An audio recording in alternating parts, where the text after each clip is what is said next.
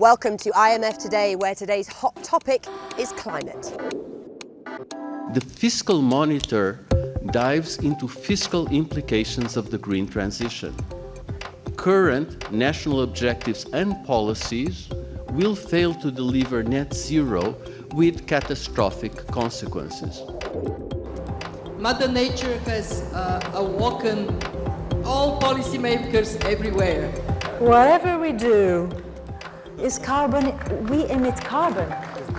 Human activity emits carbon, it's part of nature.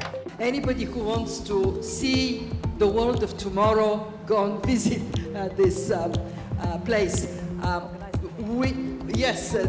And you will be amazed. Climate change is upon us and requires that we all adapt, adjust, and that we move fast.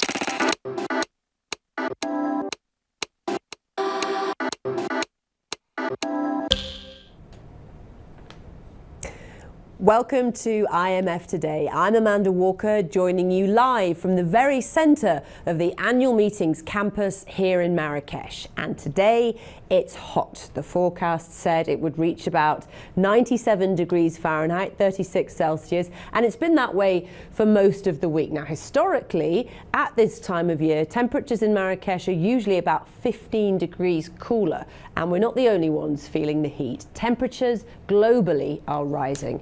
Just days ago, the World Meteorological Organization announced that last month was the hottest September on record, and 2023 is on track to be the warmest year in recorded history. Adapting is no longer a choice, it's a necessity. The green transition is massive, with so many parties involved, and how to move forward is a huge topic at these meetings. In this morning's Fiscal Monitor, the IMF laid out the trilemma facing policymakers as they try to balance between achieving their climate goals, debt sustainability, and political feasibility. Carbon pricing is a central piece, but must be supplemented with measures to address other market failures and distributional concerns. Fiscal support is needed to help vulnerable households, workers, communities, and businesses to adapt. Other important elements are technology and financial transfers and/or revenue sharing. The latter could bridge financial divergences across countries and contribute to achieving the United Nations Sustainable Development Goals, starting with the elimination of poverty and hunger.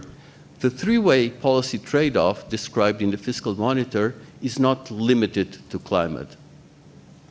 Countries everywhere are faced with multiple spending pressures. Under such conditions, political red lines limited taxation at an insufficient level translate directly into larger deficits that push debt to ever rising heights. Something must give. Policy ambitions must be scaled down or political red lines on taxation moved if public debt sustainability and financial stability are to prevail. The Fiscal Monitor shows that a smart policy mix is the way out of this trilemma. So the Fiscal Monitor puts its focus squarely on the climate and specifically how fiscal policy can help combat climate change. It's never been a more important issue, with climate-related disasters taking a toll on lives and livelihoods across the globe.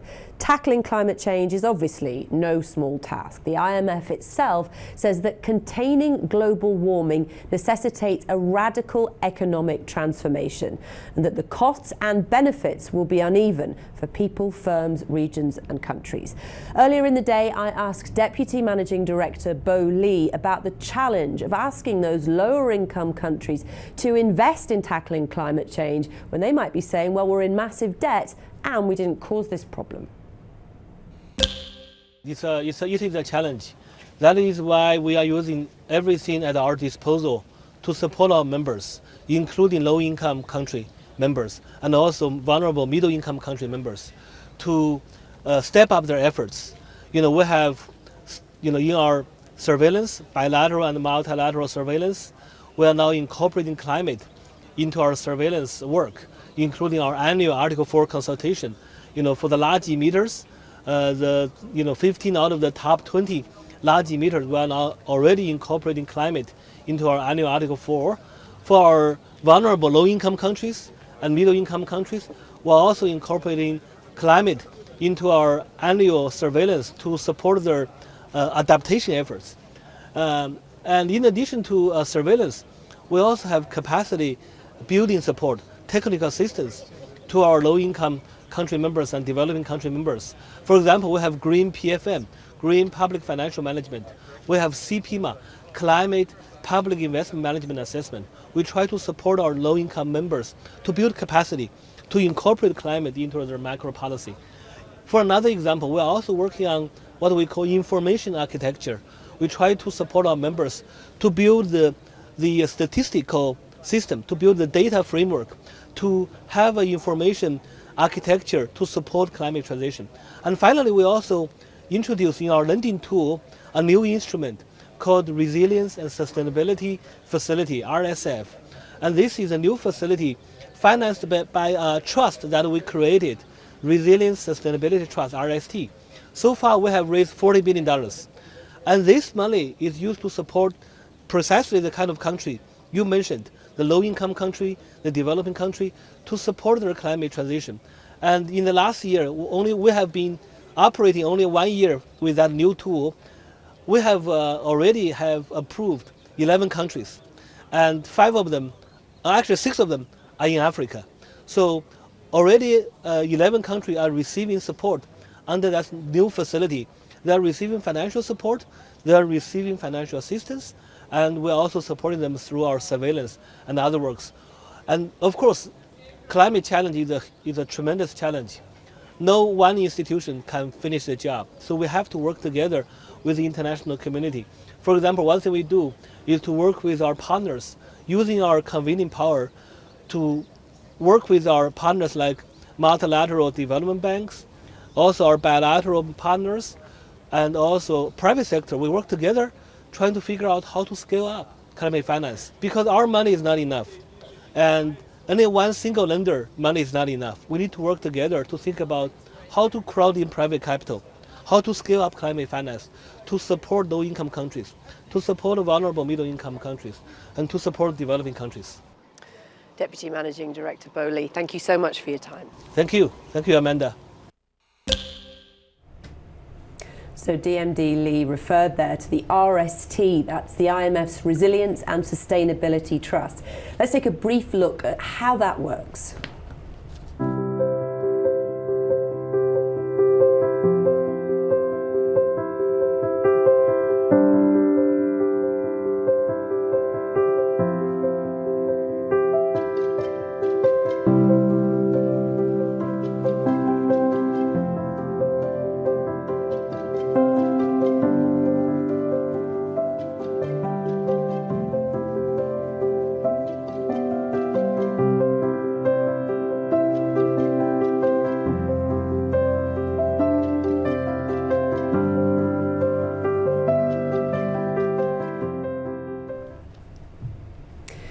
Jamaica was one of the earliest countries to access the Resilience and Sustainability Trust, and it really has become a success story. The country's programme includes incentives to switch to renewables, reduce energy consumption and develop green financial instruments. That's all expected to boost private and government financing for climate-related investment. So how do members of Parliament create policies that achieve all that? Joining me now is Marlene Malahou-Forte, Minister of Legal and Constitutional Affairs from Jamaica and Vice Chair of the Parliamentary Network. Marlene, thank you so much for joining us on IMF Today. So just tell us first about what was already in place, because obviously we have the IMF programme, but that was built on Jamaica's homegrown climate policy. So how were things at home in the beginning? Jamaica had a suite of mitigation and adaptation measures essentially along the general framework, dealing with a number of issues. We are a small island developing state, so climate change impacts us. I see the changes, I see the impact on the people I represent. It's not something that you hear about at a distance or read in the books. We literally see the impact on the lives of the people. Tell me about that. I mean, we it's represent, so whether it's the more frequent rains, right. in my constituency of St. James, West Central, we have seen periodic flooding, right. washing away entire roadway, sometimes even houses, and lives are lost in the process, and that is happening more frequently. Of course, there is the demand on the health service, transportation service, for homes to be rebuilt. Crops are completely devastated, things are washed away, and that's on the hillside. And then you have the coastal communities. So we're seeing the impact in a direct way, and there isn't enough money in the budget to meet all the needs and all the cries. And constituents call on the members of parliament first, and in turn we have to call on our ministers of finance and ask for, you know, redirection of monies to address the issues. So it's a real problem. So just give me a brief outline of what you were able to do before IMF funding when it came to mitigating. Essentially, we began with trying to relocate some communities, but those are difficult. People live where they live, even if it's a no-built zone, even where you are at risk of being washed away.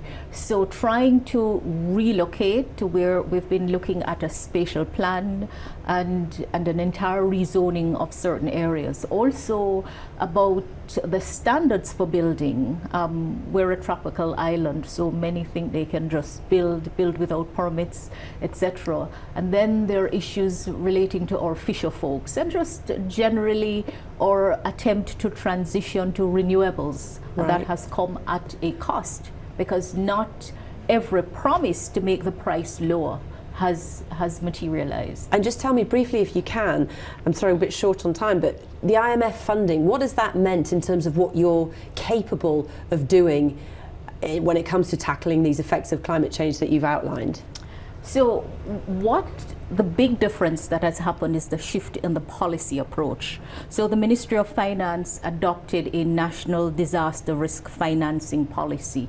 We amended our PPP policy, and we also, which now includes climate requirements, and we have also amended our public investment and management process to involve climate consideration. So we're giving priority to investors once there are climate considerations, and we have also allowed for the foundation to be laid to attract and crowd in the private sector and private investors, and that is making a huge difference. Right, but still so much work to be done. Still so much work to be done. The funding is massive. And as you have said in your commentary, the burden is disproportionately placed on us. Right, right. Yeah, we're hearing a lot of that this week. Okay. Marlene Malahou-Forte, thank you so much for joining us on IMF Today. Thank you for your time.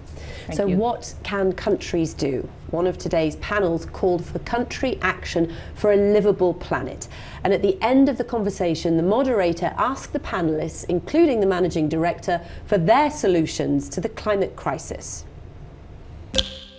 There is no silver bullet, but if you put in place good policies that promote sustainability, if you have the development finance to unite, so rather than we chase individual activities, we work together, and this is what we pledge to do, and basically get governments to remove barriers for private sector participation, then we would see good things happening.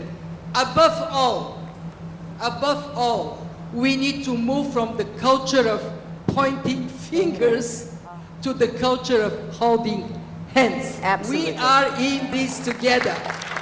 I would say get the politicians out of the room, let the economists decide and craft for us voluntary carbon markets, carbon taxes in some places, but a price of carbon that embeds the value of humanity, the value of life.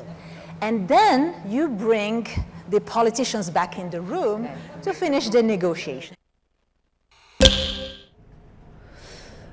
And of course, as if you needed a reminder, here we are in Marrakesh, so let's take a closer look at how Morocco is utilising renewable energies to become carbon neutral.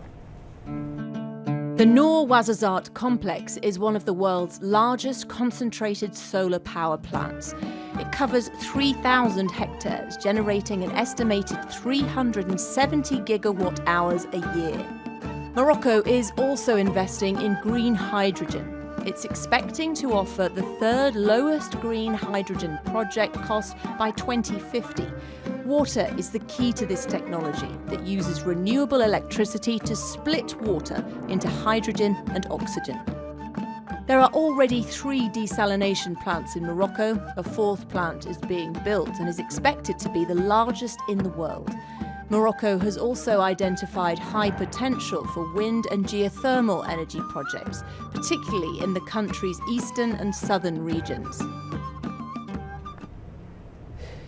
Morocco is, of course, not the only country taking these kinds of steps. So how does it all come together, and how can countries help each other in this green transition? Well, that's very much on the agenda for next month's COP28 meetings in Dubai. Earlier in the day, I spoke with Mark Carney, the Special Envoy on Climate Action and Finance to the United Nations, for his take.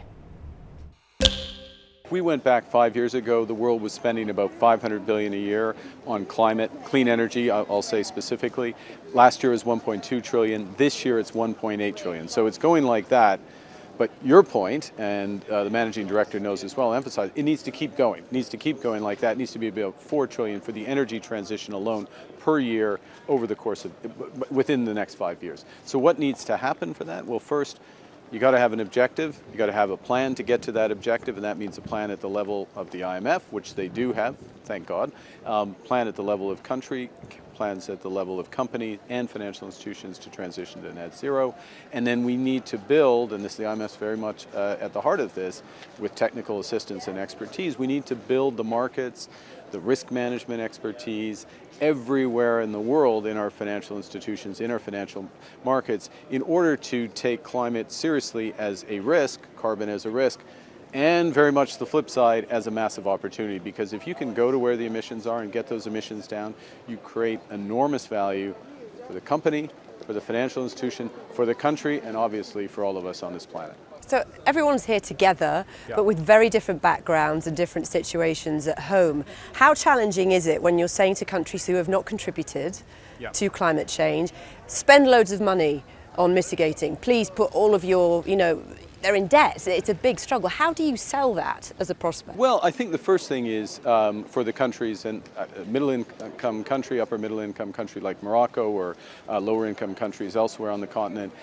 what are they doing? They are continuing to grow their energy systems. So it's not about shrinking, it's about investing, and it's investing in the energy system of the future, right? So it's addressing in lower income countries energy poverty in a way that's still going to work 10, 20, 30 years from now. And actually this is one of those opportunities for these countries to leapfrog ahead.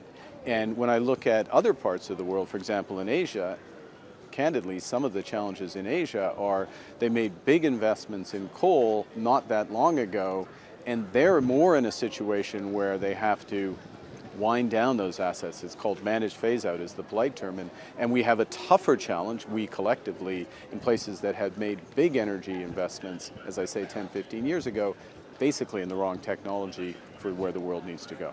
So next, COP28? Your goals, your hopes? Well, I think there's a couple of big things to watch for at COP28, and we'll see if we get them. First is, look, there'll be a global stock take, how the world's doing. Short answer is we're doing better than we were, but it's nowhere near good enough. Secondly, we need a deal for oil and gas. The COP president's pushing for this. Phasing down oil and gas, recognizing reality that has to happen, but to be more tangible. Zero methane by 2030 for the oil and gas companies, doubling the energy efficiency by 2030. Tripling renewable capacity. We need those commitments. Those are near-term commitments. They're achievable, but we have to get behind that. As well, we need to see some innovative financing mechanisms to help leverage, again, public capital, so you leverage that and catalyze private capital. And I think as well, and the presidency's working on this, is issues around heavy industry or hard to abate sectors, so-called hard to abate, but really heavy emitting sectors, to create that certainty of demand for those climate solutions. There's a number of great initiatives, they need to be brought together, and that process can catalyze bigger impacts than just what I was talking about on the oil and gas side. Let me make one other point on that. First point on the oil and gas, that's 5 gigatons of emission reduction potentially by 2030. That's more than 10% of global emissions. So there's some big stakes to play for in 50-something days' time. Okay, well, good luck for that, and good luck for the rest of this week. Mark Carney, thank you so much for your time. My pleasure. So another action-packed day tomorrow at the meetings. Managing Director Kristalina Georgieva starts us off by delivering her global policy agenda. Then we have the first of our regional economic outlooks, this one for the Middle East and Central Asia Department. All of our new economy forum sessions happen tomorrow, taking on hot topics such as AI in Africa and central bank digital currencies. Our seminar series is in high gear with 3 sessions. First, Deputy Managing Director Geeta Gopinath leads one on domestic resource mobilization. Deputy Managing Director Antoinette Saye will join a panel on reviving growth in emerging markets and developing economies. And wrapping up the day's seminars, the Managing Director will be on a panel discussing one of the most important issues facing the global community, debt burdens in low-income and emerging economies. Now, another key programme that the IMF offers countries is the Poverty Reduction and Growth Trust, or PRGT. Now, 1 year ago at these meetings, the EU committed €100 million to the PRGT. European Commissioner for International Partnerships, Jutta Urpilainen, joined me then to talk about the Trust goals and is back with me now for an update. Hello, Jutta. What's happened in the year since we've met? Do you have any updates for us? Well, first of all, it's great to be in Africa. Yeah, last time we met in Washington, D.C. Yeah, it was much sort of grayer and less beautiful surroundings. Exactly, and a little bit cooler place as well. Yes, that's true. That is true. So I think this is a historical meeting indeed, to have it in Africa and African continent. A lot has happened since last year, and I think what was really encouraging to see today that we have more and more new donors coming in. Right. So of course, as you said, the European Union took a decision to invest 100 million euros in this poverty reduction growth fund. And I think it's important that now, there are more and more countries who are following our example. And it was also important to listen to those who have been benefit of this fund, right. that there are countries, in our meeting there was countries from Africa, like Ghana, who really gave their testimony that, okay, what this has meant for them. Seeing it in action. Indeed. So we really walk to talk. We can deliver, and I think that was important to notice.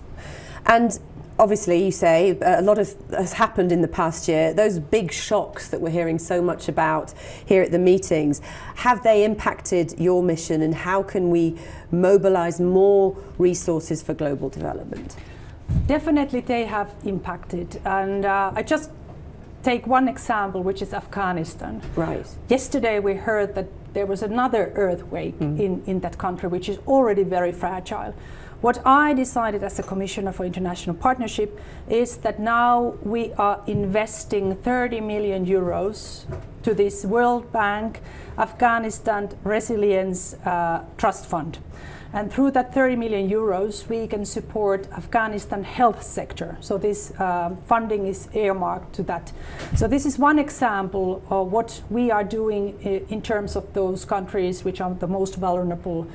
Of course, in general, what we can do, I think the main message of these meetings today have been that we need to get private companies and private sector on board.